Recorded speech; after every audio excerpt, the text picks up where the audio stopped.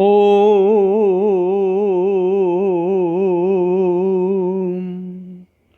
गुरुर्ब्रह्मा गुरुर्विष्णु गुरुर्देवो महेश्वरा गुरु साक्षात् परब्रह्म तस्मै श्री गुरुवे नमः। ब्रह्मानन्दं परमसुखदं केवलं ज्ञानमूर्ति द्वन्द्वातीतं गगनसदृशं तत्त्वमस्यादिलक्ष्यम् एकं नित्यं विमलमचलं सर्वदि साक्षीभूतं भावातीतं त्रिगुणरहितं सद्गुरु तं नमामि। भावातीतं त्रिगुणरहितं सद्गुरु तं नमामि। ब्रह्मीभूत सद्गुरुदेव जी के चरण कमलों में प्रणाम करते हुए ब्रह्मचित्त विलास पर आगे का प्रवचन प्रस्तुत किया जा रहा है। इससे पूर्व आत्मानंद की परमानंदता, आत्मा की स्वयं प्रकाशता के बारे में वर्णन किया गया है और अब हम आत्मा को कैसे जान सकते हैं, आत्मज्ञान की प्राप्ति के लिए हमको कौन से एफर्ट्स करने चाहिए, उसके बारे में प्रवचन किया जा रहा है। सबसे पहले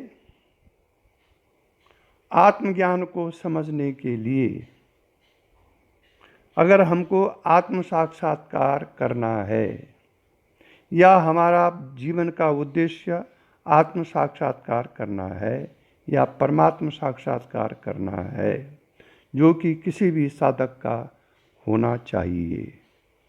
दीक्षा लेने का एक उद्देश्य यही होना चाहिए कि हमको इसी जन्म में परमात्म साक्षात्कार या आत्म साक्षात्कार हो जाए। उसके लिए जो भी शास्त्रों में नियम है, गुरु के नियम है, नियम बता रखे हैं, उसका पालन होना आवश्यक है। जब तक आप अंदर बाहर एक नहीं हुए, ज्ञान होने से पूर्व, ज्ञान होने के बाद तो अंदर बाहर में अगर फर्क भी पड़ता है तो उससे कोई आपको हानि नहीं है। ज्ञान होने से पूर्व आपको अंदर बाहर एक होना चाहिए, तब जाके प्रथम दृष्टि में आत्म साक्षात्कार का यही नियम है। तो इस आत्म साक्षात्कार के लिए या आत्मज्ञान को समझने के लिए पहले हम अपना जीव भाव समझ लें। आत्म भाव और जीव भाव, ये दो भाव हमारे अंदर हैं। जीव भाव के समझने के बाद ही हमको आत्म भाव समझने में ज़्यादा सरलता होगी। जीव भाव वास्तव में हमारा स्वरूप नहीं है, ये एक मिथ्या भाव है, कल्पना वाला भाव है। जैसे कि दर्पण के अंदर जब हम अपना चेहरा देखते हैं तो शीशे के अंदर जो चेहरा दिखाई देता है वो वास्तविक नहीं है, कल्पना वाला है, क्योंकि शीशा बीच में है। तो ठीक ऐसा जीव भाव जो है परमात्मा की का प्रतिबिंब है, ये समझ लो बस। तो इसलिए ये जीव भाव हमारा वास्तविक नहीं है, वास्तविक भाव हमारा है परमात्म भाव या आत्म भाव। नारायण बोलना पड़ेगा। और जीव भाव जानने के लिए हमको ईश्वर, जीव और जगत, ईश्वर, जीव और जगत, ये तीनों जो हैं, ईश्वर, जीव और जगत, ये तीनों मायाकृत हैं, माया के बनाए हुए हैं। ये ईश्वर भी, जीव भी और जगत भी, ये त्रैत जो हैं ये माया के बनाए हुए हैं, इसलिए इनको समझना बहुत आवश्यक है। और जब हम इसको समझ जाएंगे तब कहीं हमें आत्म भाव समझने में ज़्यादा सुविधा होगी। माया जो है ना, ये माया अपने आभास से, मतलब अपनी प्रकृति से, मतलब अपनी उपाधि से ब्रह्म को या परमात्मा को ईश्वर और जीव की रचना करता है। ईश्वर और जीव ये मायाकृत हैं। ब्रह्म जब ईश्वर होता है तो ये माया के प्रभाव से ही ईश्वर होता है, और जब वही ईश्वर जीव होता है तो फिर वो भी माया के प्रभाव से वो जीव हो जाता है, और जीव से फिर जगत है।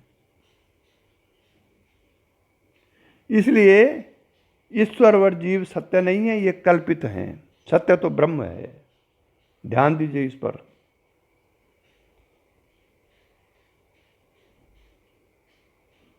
संतापिता चंद्रमस पतंती पीयूष धारा पिबती है धन्या।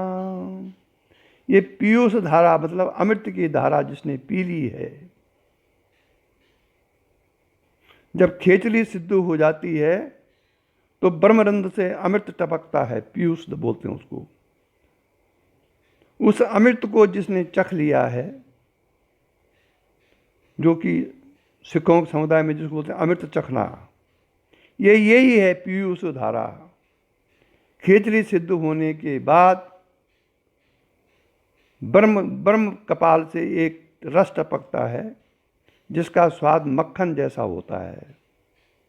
अगर वो किसी भाग्यवान ने पी लिया तो फिर शास्त्र का समझना बहुत सरल हो जाता है। उसमें ऐसी शक्ति होती है कि आपके अंदर दिव्य भाव स्वाभाविक आने लगेगा। इसलिए ईश्वर और जीव दोनों कल्पित हैं, और इन दोनों के द्वारा ही समस्त जगत संसार की कल्पना हुई है। इनमें जीव जगत ईश्वर में केवल ब्रह्म सत्य है, परमात्मा सत्य है।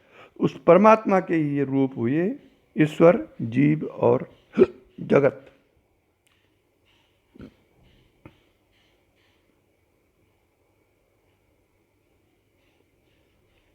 अब माया क्या है, पर ये भी समझना पड़ेगा। माया, हमने नाम तो सुन लिया माया, पर माया क्या है? माया परमात्मा की एक अनिर्वचनीय शक्ति है। माया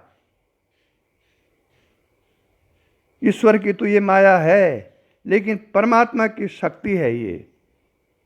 ईश्वर की माया तो ये है जो हम देख रहे हैं। आज कोई पुत्र है, अगले जन्म में आपका वो पिता हो गया। आज आपके किसी के पिता हैं, कल अगले जन्म में आप उस पुत्र के पिता, उस आपका जो पुत्र है उसके पिता हो सकते हैं। ये माया है। माया परमात्मा की एक अनिर्वचनीय शक्ति है, और इसको कहीं कहीं प्रकृति भी कहते हैं।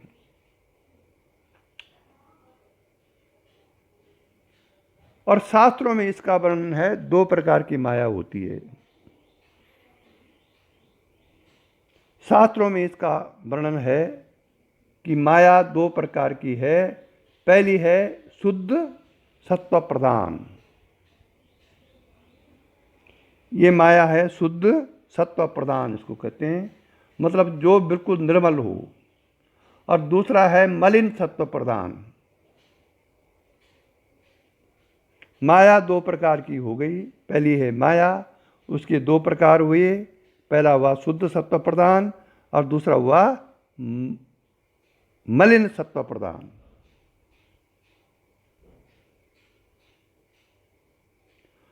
अब शुद्ध सत्व प्रधान क्या है?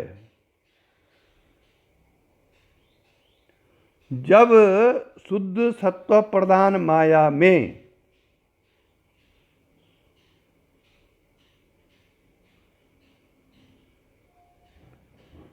परमात्मा का प्रतिबिंब पड़ता है, जब शुद्ध सत्व प्रधान माया है जिसमें प्रतिबिंबित परमात्मा का जो प्रतिबिंब पड़ रहा है या चेतना का जो प्रतिबिंब पड़ रहा है, वो प्रतिबिंब चैतन्य ईश्वर कहलाता है।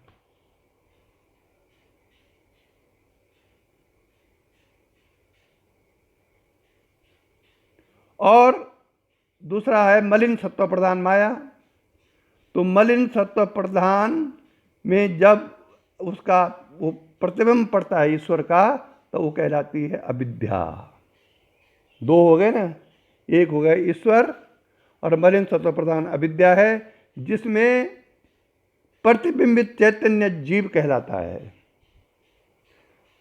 शुद्ध सत्व प्रधान में जब परमात्मा का प्रतिबिंब पड़ा माया में, शुद्ध सत्व माया में, तो वो कहलाता है ईश्वर। मतलब सर्वव्यापक परमात्मा का जब प्रतिबिंब शुद्ध सत्व प्रधान माया पर पड़ता है तो वो कहलाता है ईश्वर। और जब वही प्रतिबिंब मलिन सत्व प्रधान जो अविद्या है, जब उसमें परमात्मा का प्रतिबिंब पड़ता है तो उस प्रतिबिंब से जो चैतन्य उत्पन्न होता है वो कहलाता है जीव। अब जीव और ईश्वर को आप समझ लीजिए।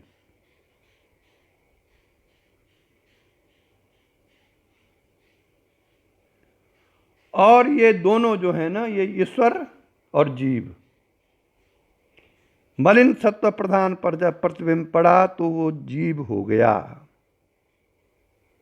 मलिन सत्व प्रधान पर में जिसमें प्रतिबिंब पड़ा चैतन्य का, तो वो हो गया जीव। और शुद्ध सत्व प्रधान में जब माया का प्रतिबिंब, शुद्ध सत्व प्रधान जो माया है उसमें परमात्मा का जब प्रतिबिंब पड़ा तो वो हो गया ईश्वर। अब ईश्वर जीव में फर्क समझ लीजिए आप। और यही ईश्वर और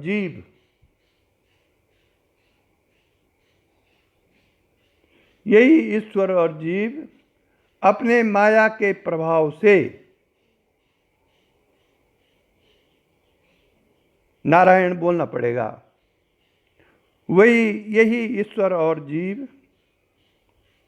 अपनी माया के प्रभाव से या माया के बल से ईश्वर बनाता है जगत और जीव बनाता है संसार।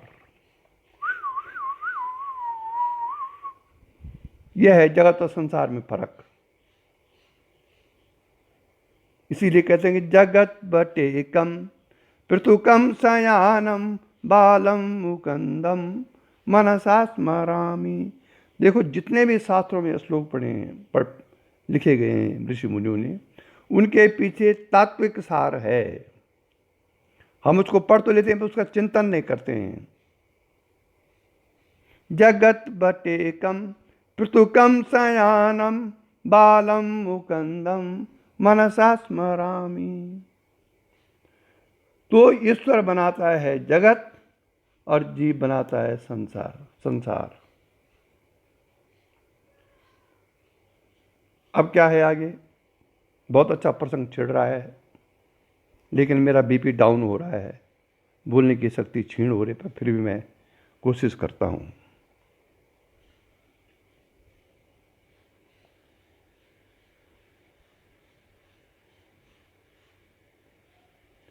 श्वेता स्वतरोपनिषद में एक श्रुति वचन है, वो इस प्रकार है कि जीवे सा आभासेन करोति माया। जीव ईश वा आभासेन करोति माया। जीवे सवाभासेन करोति माया। और माया च अविद्या च स्वयं में भवति। ये श्वेता सूत्रों की श्रुति वचन है। क्या हुआ इसका अर्थ? कि माया आभास से जीव और ईश्वर की रचना करती है। माया आभास से मतलब जीव और ईश्वर की रचना करती है, और माया तथा अविद्या वह स्वयं हो जाती है।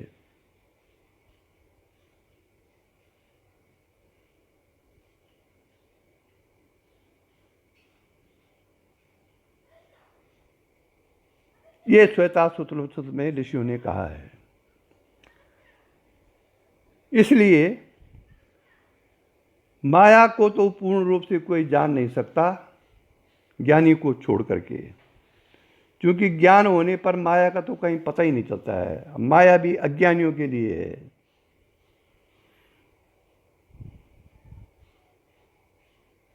और वो माया का पता तब तक नहीं चलता भाई साहब, उसका रहस्य जब तक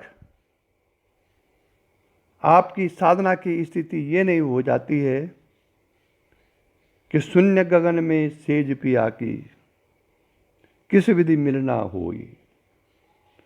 मीरा ने कहा है ये शून्य गगन में, वो शून्य में चली गई।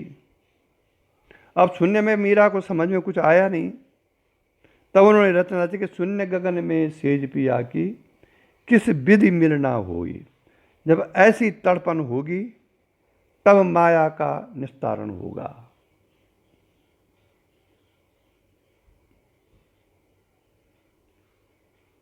देखिए, ईश्वर की जो सृष्टि है, ईश्वर की सृष्टि ईक्षण आदि से प्रवेश पर्यंत तक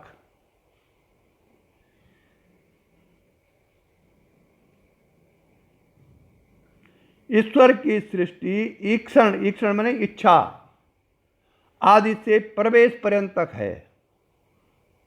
ईश्वर ने इच्छा की और वो इच्छा का जो ईक्षण तत्व है वो जहां प्रवेश करता है वहां तक ईश्वर की सृष्टि है।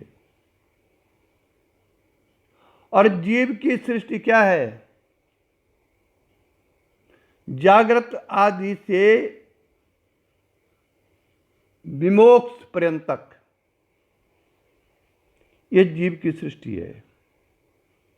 जागृत, स्वप्न, सुसुप्ति और तुरीय मतलब मोक्ष, ये जीव की सृष्टि है। और ईश्वर की सृष्टि है कि सृष्टि ईश्वर की जो है वो ईक्षण से, जब वो भगवान या ईश्वर सृष्टि की रचना करता है तो वो इच्छा प्रकट करता है, उसको बोलते हैं ईक्षण। और उस इच्छा से प्रवेश पर्यंत तक वो ईश्वर की सृष्टि है।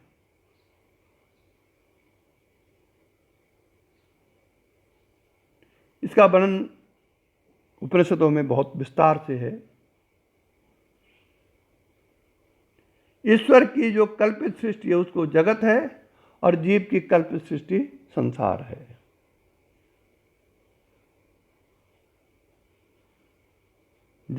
आप दूसरे शब्दों में ये भी कह सकते हैं कि जगत जो है वो ईश्वर का कार्य है। ईश्वर ने पेड़ बनाए, मच्छी बनाई, आदमी बनाई, गाय बनाई, भैंस बनाई, जो कुछ बनाई है, इसके अंदर जो प्रवेश है परमात्मा का, वहां तक ईश्वर की सृष्टि है। परमात्मा डायरेक्ट कोई सृष्टि नहीं बनाता है, ईश्वर बनाता है।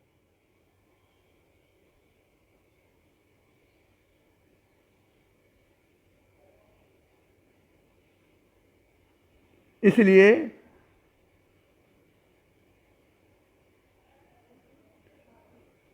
ये दोनों सृष्टियां, जीव की और ईश्वर की,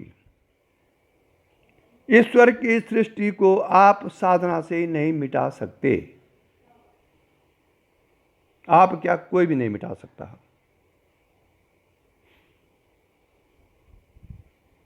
अगर मिटा सकता है तो आप अपनी मानसिक सृष्टि मिटाइए जो जीव की बनी हुई है। मानसिक संसार को जो ही आप मिटाओगे त्यों ही ईश्वर की सृष्टि में आत्म भाव उत्पन्न हो जाएगा।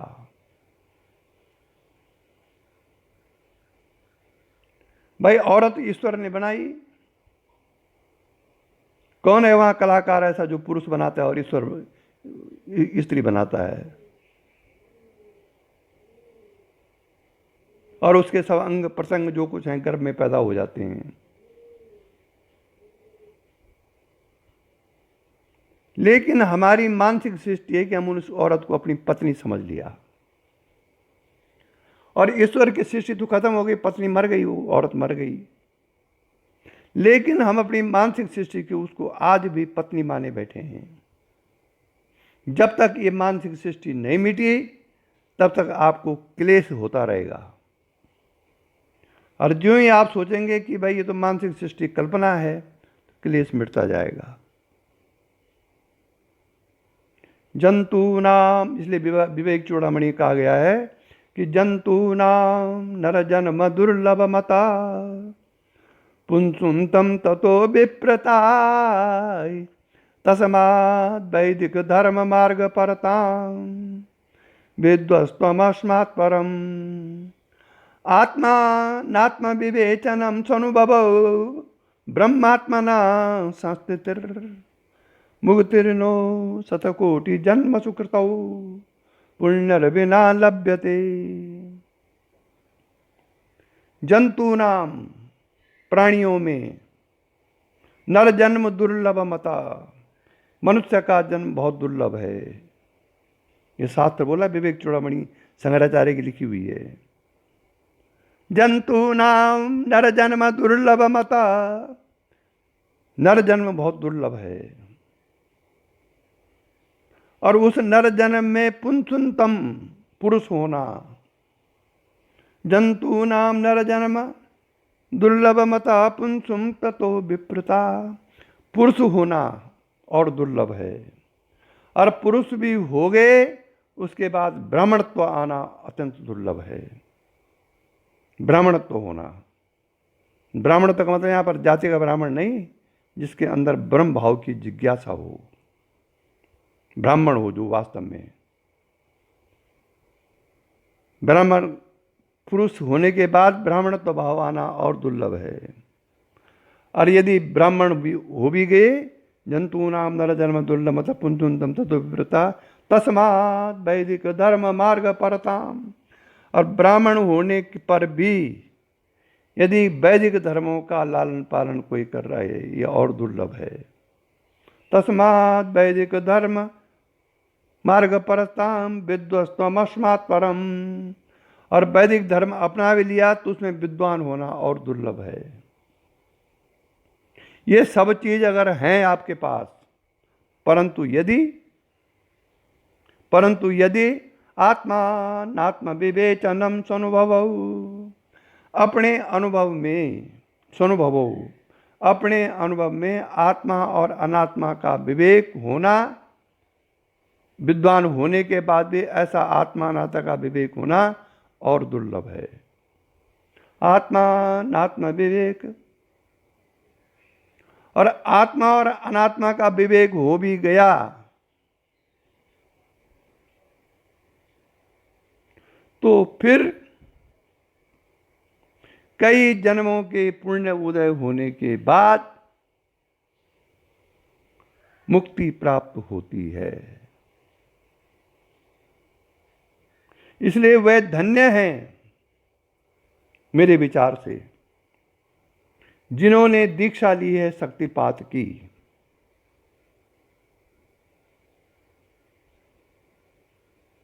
और यदि वो इन नियमों का पालन करेंगे तो शक्ति उनको अवश्यमेव आत्मा और अनात्मा का विवेक करते हुए वह इसी जीवन में मोक्ष प्राप्त कर सकते हैं। कई जन्मों के पुण्य उदय होते हैं तब शक्तिपात दीक्षा होती है। और तब शक्तिपात दीक्षा की बात पूर्ण अनुभव होने के बाद गुरु कृपा से, परमात्मा की कृपा से मोक्ष की लालसा उत्पन्न होती है। और जहाँ एक बार मोक्ष की लालसा उत्पन्न हो गई, फिर वो शक्ति आपको अपने आप ले जाएगी, अगर आप साधनरत रहे तो। इसलिए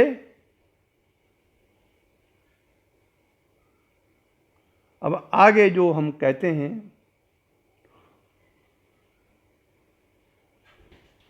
एक शास्त्रों में शब्द आता है पुरुष। पुरुष क्या होता है? परमात्मा या ब्रह्म हो गया, ईश्वर हो गया, जीव हो गया, जगत हो गया और संसार हो गया। जीव का संसार और ईश्वर का जगत। अब पुरुष के अर्थ में समझाते हैं।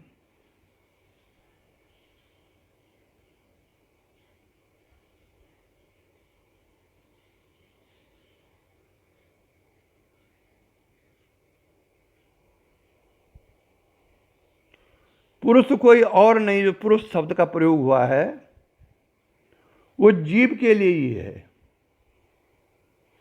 जीव जो पुरी में रहता है उसको कहते हैं पुरुष। 9 द्वारों वाली ये जो शरीर रूपी पुरी है उसमें पुरुष रहता है, अर्थात जीव रहता है।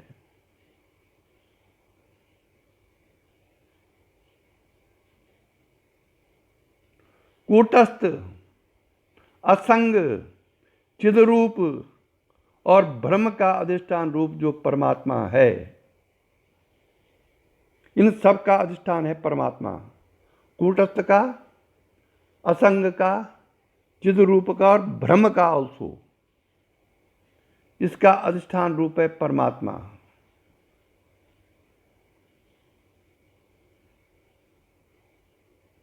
और वही परमात्मा जब अनन्योध्यास करता है, किससे? असंग पने से या चिद्रूप से या कूटस्थ से, और वही परमात्मा या कूटस्थ, असंग, चिद्रूप ब्रह्म के कारण बुद्धि में रहने लगता है। बुद्धि में जब उसकी छाया पड़ती है या वो जब बुद्धि में रहने लगता है, बुद्धि की उपाधि उसके ऊपर आ जाती है, वो जीव कहलाता है। इसी को पुरुष कहा गया है। ओम।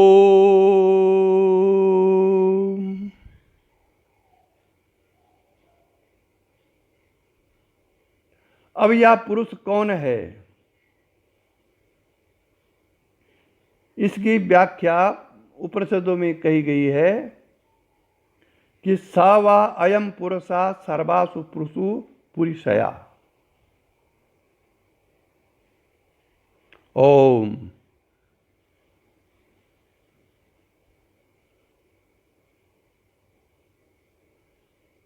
पुरुषों का अर्थ शास्त्रों में कहा गया सर्व शरीरेषु, जो सब शरीरों में रहता है वो पुरुष है। अर्थात सब शरीरों रूपी पुरी में जो निवास करता है, जो शयन करता है, वो पुरुष है।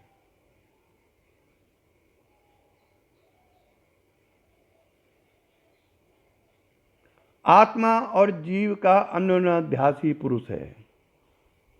आत्मा और जीव का अन्योन्याध्यास ही, अन्योन्याध्यास माने अन्य का अध्यास हो जाना, मतलब जीव का आत्मा में अध्यास हो जाना और आत्मा का जीव में अध्यास हो जाना, वो पुरुष, इस अन्योन्याध्यास को कहते हैं पुरुष।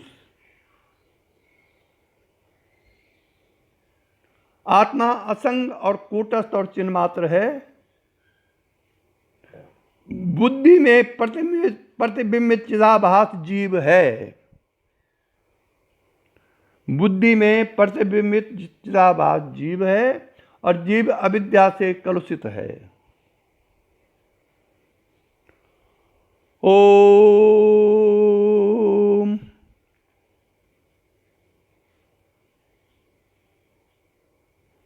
और अविद्या का भी जो अधिष्ठान है वो आत्मा है। जैसे विद्या का अधिष्ठान है आत्मा, वैसे अविद्या का अनुष्ठान भी, अधिष्ठान मतलब आधार, आत्मा है।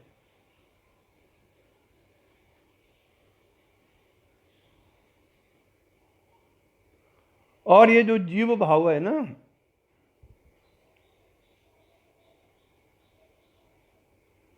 आत्मा के सत्ता के कंपैरिजन में ये जीव भाव अस्तित्वहीन होते हुए भी फिर भी वो अपने अपने को सत्य समझता, अपनी सत्ता समझता है, जबकि किसी की सत्ता कुछ है नहीं।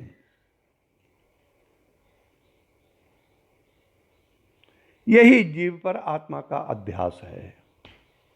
मतलब उसकी सत्ता से, आत्मा की सत्ता से ही जीव अपने को सत्तावान समझता है। यही आत्मा का अध्यास है जीव पर। You follow my point?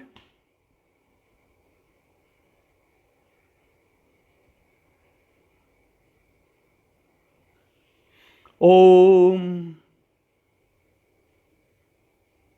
इस प्रकार आत्मा और जीव के धर्मों का जो एक दूसरे पर अध्यास है, उसे ही कहते हैं अन्योन्याध्यास।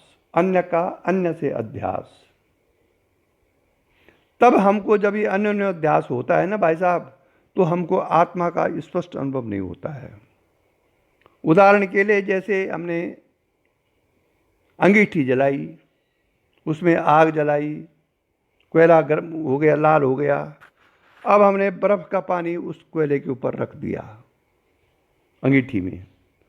थोड़ी देर में वो पानी गर्म होने लग गया, थोड़ी देर में उबलने में लग गया, तो उसमें उष्णता आ गई अग्नि की। अग्नि में जो ताप है वो जल में ट्रांसफर हो गया। तो ये अग्नि और जल का अन्योन्याध्यास हुआ। फिर जब पानी उबलने लगा तो हमने उस पतीली के ऊपर एक ढक्कन रख दिया। थोड़ी देर में वो भाप का जो है उस ढक्कन में जल बन गया, वो ठंडा होता है।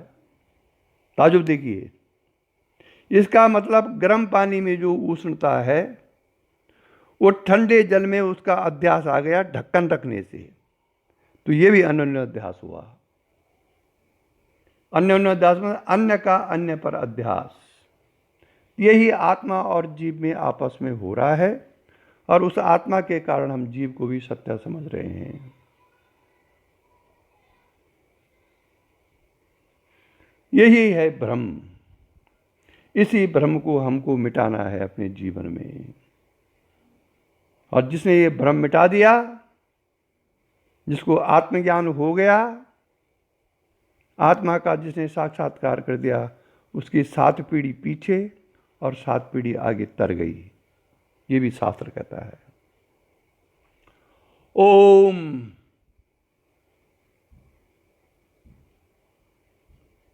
अतः असंग आत्मा पुरुष नहीं है और न जीव पुरुष है। इन दोनों का जो अन्योन्याध्यास होने पर जो रूप बना, उसे पुरुष कहते हैं। यह है बीच की कड़ी। आत्मा और जीव के कारण, जो अन्योन्याध्यास के कारण जो चीज बनी, उसको कहते हैं पुरुष। न आत्मा पुरुष है, न जीव पुरुष है। इन दोनों के अन्योन्याध्यास से जो तत्व उत्पन्न हुआ, उसको कहते हैं पुरुष।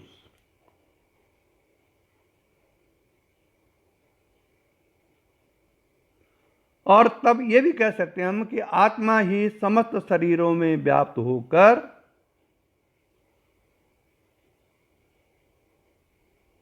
जीव की उपाधि से पुरुष कहलाता है।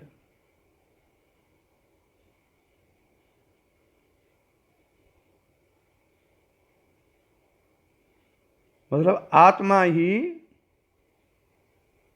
समस्त शरीरों में व्याप्त होकर उन शरीरों की उपाधि से पुरुष कहलाता है। यही पुरुष का वास्तविक अर्थ है। पुरुष में आत्म तत्व की प्रधानता है, जीव की नहीं।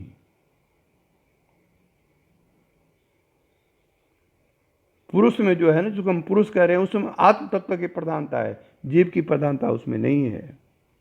इसलिए हमको अपने साधन में जीव नहीं, आत्मा या परमात्मा, ईश्वर, जीव, जगत, संसार और पुरुष, इनको अच्छी प्रकार से समझ लेने से ही हम आत्मज्ञान की ओर अग्रसित हो सकते हैं। इसी के साथ आज का प्रवचन समाप्त हुआ। ओम। यही दिव्य दृष्टि हमें दीजिए भगवान, हो कण कण में निस दिन तुम्हारे ही दर्शन।